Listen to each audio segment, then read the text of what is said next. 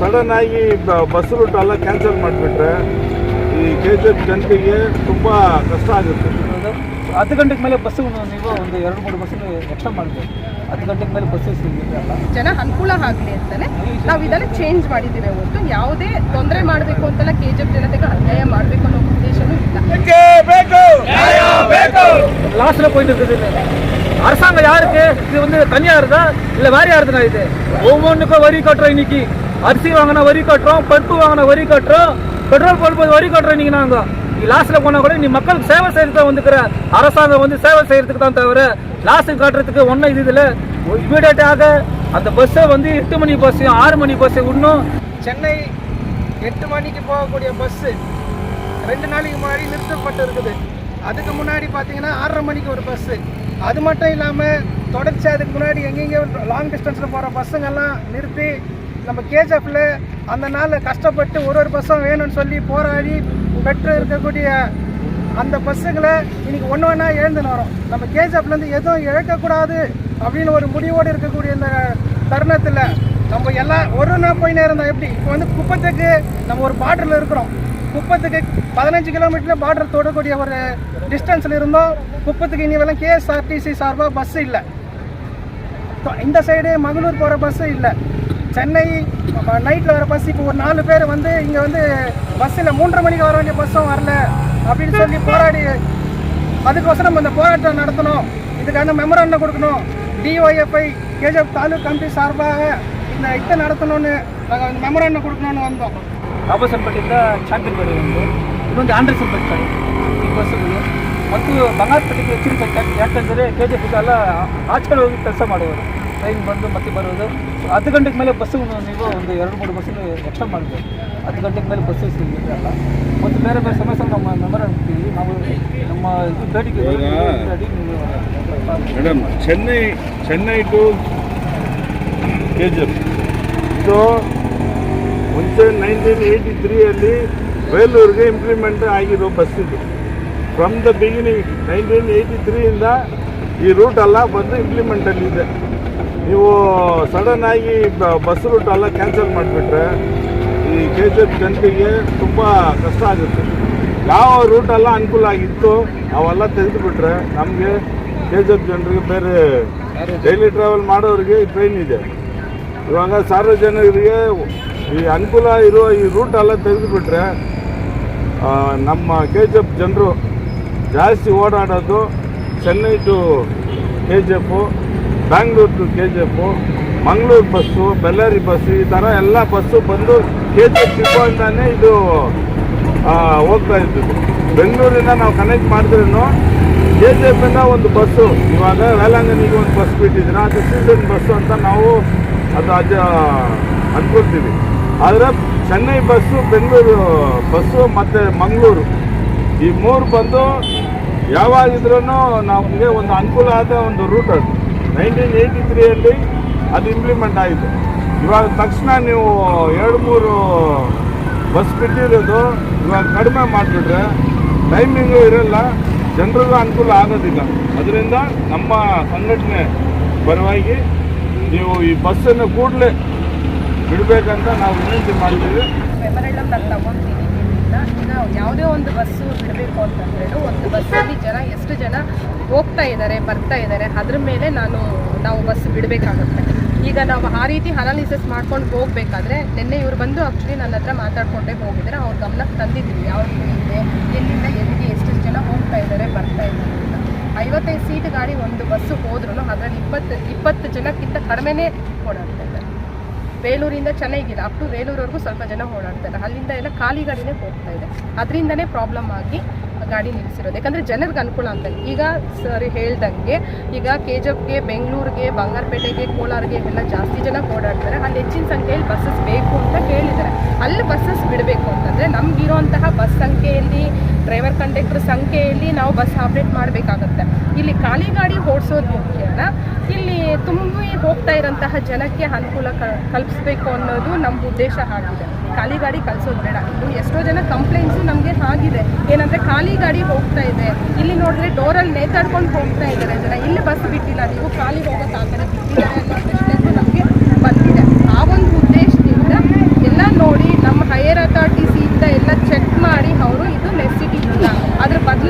ಬೇಲೂರು ಗಾಡಿ ಇದೆ ನಮಗೆ 9:30 ಮತ್ತು 10 ಇದೆ, ಅವೆರಡು ಹೋಗ್ತಾ ಇದ್ದಾವೆ.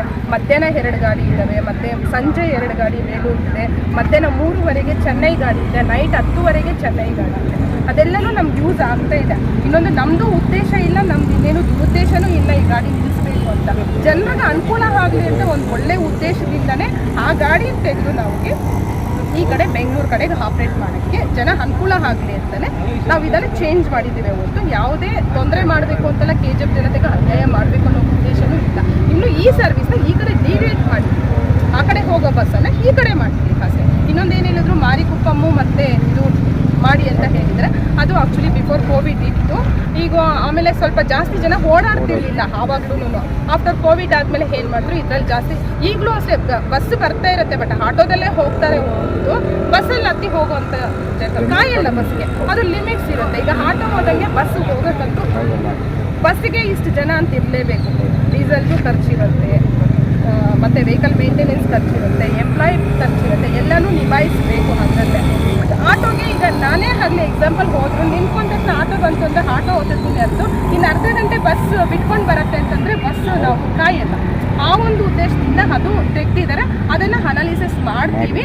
ಇದನ್ನೂ ಸಹ ನಮ್ಮ ಮೇಲಿನ ಅಧಿಕಾರಿಗಳಿಗೆ ಕಳಿಸ್ಕೊಡ್ತೀನಿ. ಅಲ್ಲಿಂದ ಏನು ಡಿಸಿಷನ್ ಬರುತ್ತೆ ಅದ್ರ ಪ್ರಕಾರ ನಾವು ನಡ್ಕೊತೀವಿ. ಇನ್ನೊಂದು ಬೇಡಿಕೆ ಮೇಡಮ್, ನೈಟು ಕುಪ್ಪಂಗೆ ಒಂದು ಎಕ್ಸ್ಟ್ರಾ ಗಾಡಿ ಬಿಟ್ಟರೆ ಸ್ವಲ್ಪ 8 ಗಂಟೆಗೆ ಮೇಲೆ ಅದು ಏನು ಅಂದರೆ ಪರವಾನಿಗೆ ಅಂತ ಇರುತ್ತೆ. ಈಗ ಯಾವುದೇ ಒಂದು ಅಂತರ್ರಾಜ್ಯದಲ್ಲಿ ನಾವು ಬಸ್ ಬಿಡಬೇಕು ಅಂತಂದರೆ ಪರವಾನಿಗೆ ಇಂಪಾರ್ಟೆಂಟ್, ಪರ್ಮಿಟ್ ಇಂಪಾರ್ಟೆಂಟ್. ಆ ಪರ್ಮಿಟ್ ಸದ್ಯಕ್ಕೆ ನಮ್ಮಲ್ಲಿ ಇಲ್ಲ ಕುಪ್ಪಂ ಬಸ್. ಯಾಕಂದರೆ ಅದು ಯಾವುದೋ ಕಾಲದಲ್ಲಿ ಇತ್ತಂತೆ, ಆವಾಗ ಆಪ್ರೇಟ್ ಮಾಡಿದ್ದಾರೆ, ಓಡಿಸಿ ನೋಡಿದ್ದಾರೆ, ಯಾರೂ ಜನ ಓಡಾಡಿಲ್ಲ. ನಮ್ಮದು ಹೆಂಗೆ ಅಂತಂದರೆ ಈಗ ಆಂಧ್ರ ಬಸ್ಸಸ್ಸು ಜಾಸ್ತಿ ಇದೆ, ಪ್ರೈವೇಟ್ ಖಾಸಗಿ ಬಸ್ಸುಗಳು ಜಾಸ್ತಿ ಇದೆ, ಜೊತೆಗೆ ಆಟೋಗಳು ಅಪ್ ಟು ಬಾರ್ಡ್ರ್ವರೆಗೂ ಆಟೋಗಳು ಹೋಗ್ತಾ ಇದ್ದಾವೆ. ನಮ್ಮ ಬಸ್ಸಲ್ಲಿ ಒಬ್ಬರು ಇಬ್ಬರು ಸಹ ಬಂದಿಲ್ಲ. ಉದಾಹರಣೆ ಇದೆ, ನಮ್ಮ ಹತ್ರ ಹಳೆ ಹಿಸ್ಟ್ರಿಯಲ್ಲಿ ಉದಾಹರಣೆ ಇದೆ. ಅದರಿಂದ ಏನು ಮಾಡಿದ್ರು ಆ ಬಸ್ಸಲ್ಲೂ ಸಹ ಆವಾಗ ಸ್ಟಾಪ್ ಮಾಡಿದ್ರು, ಆ ಪರವಾನಗಿನೂ ರದ್ದಾಯಿತು. ಇಷ್ಟು ಲಿಮಿಟ್ಸ್ ಅಂತ ಇರುತ್ತೆ. ಹೌದು ಸರ್. ಅವಾಗ ಏನು ಮಾಡಿದ್ರು ಅದನ್ನ ಯಾರು ಜನ ಓಡಾಡ್ತಾ ಇಲ್ಲ ಅಂತ ಹೇಳ್ಬಿಟ್ಟು ಆ ಪರವಾನಗಿನೂ ರದ್ದು ಮಾಡಿದ್ರು. ಆ ಥರ ಪ್ರಾಬ್ಲಮ್. ಮತ್ತೆ ಇನ್ನೊಂದು ಮಂಗಳೂರು ಹೇಳಿದ್ರು, ಆ ಮಂಗಳೂರು ಅಷ್ಟೇ ಪ್ರೋತ್ಸಾಹ ದೈಹಿಕ ಆಗಿರ್ಲಿಲ್ಲ ಬರುವಂತ ಆದಾಯ. ತುಂಬಾ ವರ್ಷದಿಂದ ಓಡಾಡ್ತಾ ಇದ್ದ ಬಸ್ಸು ಮೇಡಮ್, ಮಂಗಳೂರ್ದು. ವರ್ಷದಿಂದ ಇರ್ಲಿಲ್ಲ. ಹೌದು, ಮಂಗಳೂರು ಬಸ್ ಬಂದು ಹಳೆ ಬಸ್, ಅದು ಬೆಳ್ಳಾರಿಗೆ ಒಂದು ಬಸ್ ಇತ್ತು, ರಾಜಹಂಸ ಬಂದು ಎಷ್ಟು 10 ವರ್ಷ ಮೇಲೆ ಆಗಿದೆ. ಬಳ್ಳಾರಿಗೆ 2 ಬಸ್ ಇದೆ ಸರ್. ಇಲ್ಲಿಂದ ಡೈರೆಕ್ಟ್ ಬಳ್ಳಾರಿಗೆ ಬೆಳಗ್ಗೆ 8:00 ಮತ್ತೆ 10 ಗಂಟೆಗಿದೆ, ಸಂಜೆ 7:00 3 bus. 7:00 Bellare bus, Mangaluru bus ಒಂದು ಇತ್ತು ಮೇಡಮ್. ರಾಜಹಂಸ ಬಂದು ಬೆಳ್ಳಾರಿ ಇದು ಮಂಗಳೂರಿಗೆ ಒಂದು ಡೈರೆಕ್ಟ್ ಬಸ್ KGF ಇಂದ ಇತ್ತು. ಯಾಕಂದ್ರೆ KGF ಇಂದ ಬೆಂಗಳೂರಿಗೆ ಬೆಂಗಳೂರು ಸೀಟೇ ಸಿಗುತ್ತೆ ಮೇಡಮ್. ಬೆಳ್ಳಾರಿ ಬಸ್ಸು ಫಿಲ್ ಆಗೋದು ಬೆಂಗಳೂರಿಗೆ ಒಂದು 10-5 ಜನ 10 ಜನ ಮಂಗಳೂರು ಹೋಗ್ಬೋದು, ಆದರೆ ಬ್ಯಾಂಗ್ಳೂರಿಗೆ ಅದು ಫಿಲ್ ಆಗುತ್ತೆ. ಬ್ಯಾಂಗ್ಳೂರಿಂದ ಅದು ಇದಾಗುತ್ತೆ. ಬ್ಯಾಂಗ್ಳೂರ್ವರೆಗೂ ಜನ ಹತ್ತಾರೆ ಸರ್. ಅಲ್ಲಿಂದ ಮುಂದಕ್ಕೆ ಹೋಗ್ಬೇಕು ಅಂತಂದ್ರೆ 2-3 ಸಂಖ್ಯೆ ಅಷ್ಟು ಮಾತ್ರ ಇರ್ತಾ ಇತ್ತು ಮಂಗಳೂರಿಗೆ. ಅದಕ್ಕೆ ಅದು ಲಾಸ್ ಆಗುತ್ತೆ, ಹಂಗೆಲ್ಲ ಓಡಿಸೋಕ್ಕೆ ಕಷ್ಟ ಆಗುತ್ತೆ ಅಂತ ಹೇಳ್ಬಿಟ್ಟು ಏನು ಮಾಡಿದ್ರು, ಬೆಂಗಳೂರಿಂದ ಮಂಗಳೂರಿಗೆ ಸರ್ವಿಸಸ್ ಇದ್ದಾವೆ ಅಂತ ಹೇಳ್ಬಿಟ್ಟು ಬೆಂಗಳೂರಿಗೆ ಸರ್ವಿಸಸ್ ಬೇಕಾದಷ್ಟು ಇದ್ದಾವೆ. ನಾವು ಇಲ್ಲಿಂದ ಬೆಂಗಳೂರಿಗೆ ಬೇಕಾದಷ್ಟು ಸರ್ವಿಸಸ್ ಅಲ್ಲಿಂದ ಉಪಯೋಗಿಸ್ಬೋದು. ಆಯಿತು. ನಮ್ಮ ಬೇಡಿಕೆಯಲ್ಲಿ ನಾವು ನಮ್ಮ ಬೇಡಿಕೆ ಮೇಲೆ ನೀವು ನಿಮ್ಮ ಅಧಿಕಾರಿಗಳು ಮಾತಾಡಿ ಒಂದು ಜನಗಳು KGF ಜನಕ್ಕೆ ಒಂದು ಅನುಕೂಲ ಆಗುತ್ತೆ.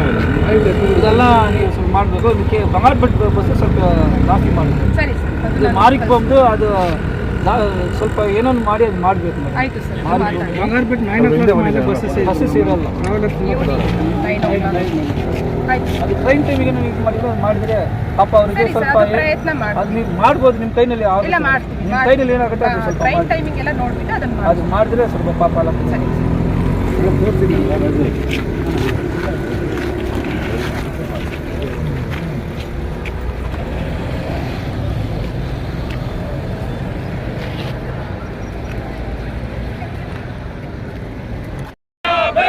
ಬೇಕೇ ಬೇಕು, ನ್ಯಾಯ ಬೇಕು. ಇನ್ಕ್ಲಾಬ್ ಜಿಂದಾಬಾದ್, ಇನ್ಕ್ಲಾಬ್ ಜಿಂದಾಬಾದ್. கண்டிக்கின்றோம். KSRTC நிர்வாகத்தை கண்டிக்கின்றோம். தங்கவயலில் இருக்கக்கூடிய இது ஒரு உரிமை. இது தங்கவயலில் இருக்கிற உரிமை எல்லாமே இன்னைக்கு பறிச்சு கொண்டு போயிருக்கிறாங்க, அளவுக்கு எடுத்துன்னு இருக்கிறாங்க. ஒரு வாட்டி இந்திய ஜனநாயக வாலிப சங்கம் வந்து எல்லா போராட்டத்திலும் நிற்கிறோம். இதே சொர்ணா ட்ரெயின் போராட்டம் இது பண்ணும்போது சொர்ணா ட்ரெயின் எடுக்கிற அந்த கம்பார்ட்மெண்ட்டை கம்மி பண்ணி டெமு ட்ரெயின் வரும்போது சொல்லிட்டு பண்ணிருந்து டிவைஎஃப்ஐ சங்கம் தான். நாங்கள் வந்து விளாட்கார் புலிகள் இல்லை, டிவைஎஃப்ஐ சங்கம் தான் அன்றைக்கி பண்ணி அன்றைக்கி இந்த இதை நிற்க வச்சிருந்து. அன்றைக்கி இமீடியட்டாக அன்றைக்கி நைட்டே ட்ரெயின் வந்துச்சு, எங்கள் தோழர் மேலே கேஸ் ஆச்சு, எல்லாம் இது பண்ணாங்க. அதேமாரி இந்த ஊரில் இருக்கக்கூடிய எஸ்பி ஆஃபீஸ் இங்கேருந்து எடுத்துகிட்டு போகிறாங்க. எந்த வாலிப சங்கம் இந்த ஊரில் கேட்கல. அன்றைக்கி டிசி ஆஃபீஸ் முன்னாடி போய் இந்திய ஜனநாயக வாலிப சங்கம் ஒரு போராட்டம் பண்ண பிறகு டிசி ஆஃபீஸ் தள்ளி வச்சு இன்னைக்கு எஸ்பி ஆஃபீஸ் தள்ளி இது பண்ணி உடனே எஸ்பி ஆஃபீஸ் இங்கே செயல்படுது. இன்னைக்கு போலீஸ் அதிகாரிகளும் அன்றைக்கி எவ்வளோ கற்றுக்கு. ஆனால் இன்னைக்கு எஸ்பி ஆஃபீஸுக்கு தான் இந்திய ஜனநாயக வாலிப சங்கம் ஒரு காரணம். இன்னைக்கு டிசி ஆஃபீஸுக்கு மெம்பர் அனுப்பது பண்ணோம். அந்தமாரி ஒவ்வொரு நிகழ்ச்சி ஒரு இதில் வந்து இந்திய ஜனநாயக வாலிப சங்கனுடைய பார்ட் இந்த ஊரில் இருக்குது. நம்ம கோலார் தங்கவயலிலிருந்து வேலூரும் சென்னைக்கு போகக்கூடிய 6 மணிக்கும் 8 மணிக்கும் போகக்கூடிய பஸ்ஸை வந்து இவங்க நிறுத்தியிருக்கிற காரணத்தினால் குப்பம்க்கு போகக்கூடிய இந்த பேருந்து கெம்பாபுரா வழியாகவும் மாரிகுப்பத்துக்கு ஆண்டர்சன்பேட் வழியாகவும் அதே போல மாரிகுப்பத்துக்கு சாம்பியன் வழியாகவும் போகக்கூடிய இந்த பேருந்துகளை நிறுத்தியிருக்கிற காரணத்தினால் இந்த DYFI democratic youth federation of இந்தியாவின் சார்பாக இதற்கு ஒரு கண்டன ஆர்ப்பாட்டத்தையும் அவர்களை வலியுறுத்தக்கூடிய வகையில் ஒரு மெமரண்டத்தையும் கொடுக்கக்கூடிய ஒரு ஆர்ப்பாட்டமாக இன்றைக்கு காணப்படுகிறது. இன்றைக்கு அநேக சகோதரர்கள் சொன்ன வண்ணமாக இன்றைக்கு கோலார் தங்கவயலிலே அடிப்படை உரிமைகளை பறிக்கின்ற அநேக காரியங்கள் நடைபெற்றுக் கொண்டிருக்கிறது. இதற்கான ஒரு குரலை எழுப்பக்கூடிய இந்த இந்திய ஜனநாயக வாலிப சங்கத்தை வந்து வெகுவாக பாராட்டி இது போல குரல் எழுப்பணுமா தான் ஒரு பிரச்சனையும் நம்ம வந்து சால்வ் பண்ண முடியும்.